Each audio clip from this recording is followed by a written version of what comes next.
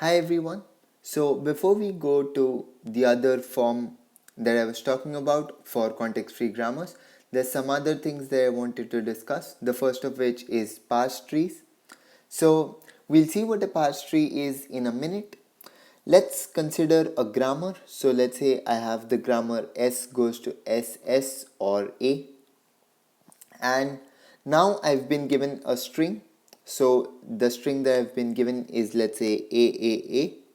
This is the string that I've been given, and this is my grammar right here. So I want to determine how this string was obtained from the grammar given. So I start with the start symbol S, and that went to SS, and now one of these S went to again SS, so I got SSS, followed by each of these S going to A's, so I'll get AAA. And what I can do here is I can draw a tree. So what I'm doing is I'm starting with S, and I'm saying that that went to S and S, and at this point let's just assume that my left S is the one that split into two S, so this went to S, and each of these then went to A. So the string that I get at the bottom with my leaf nodes is the string that I was given right here, and this thing that I've obtained is called a parse tree. So this is called a parse tree, and that's basically what a parse tree is. And one thing we want to remember is that there might be multiple parse trees for the same string. So I could have this parse tree for the same string that was given to me.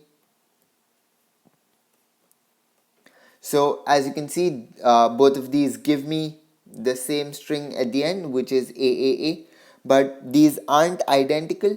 One of them has an S on the left splitting into two S's, and the other has the S on the right splitting into two S's.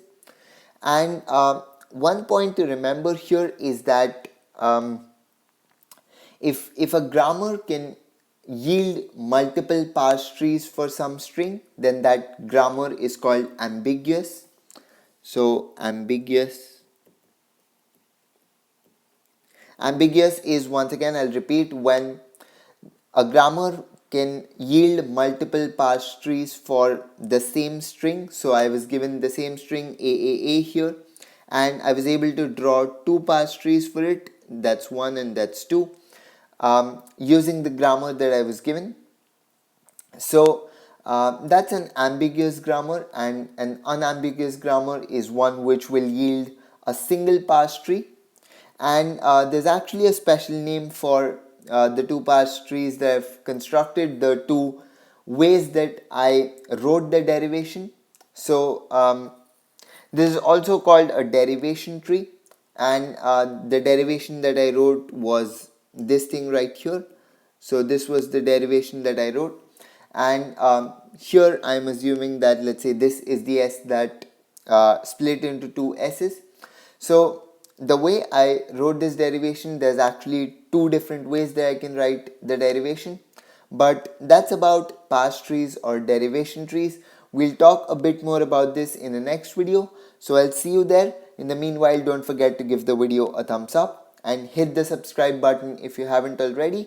See you next time.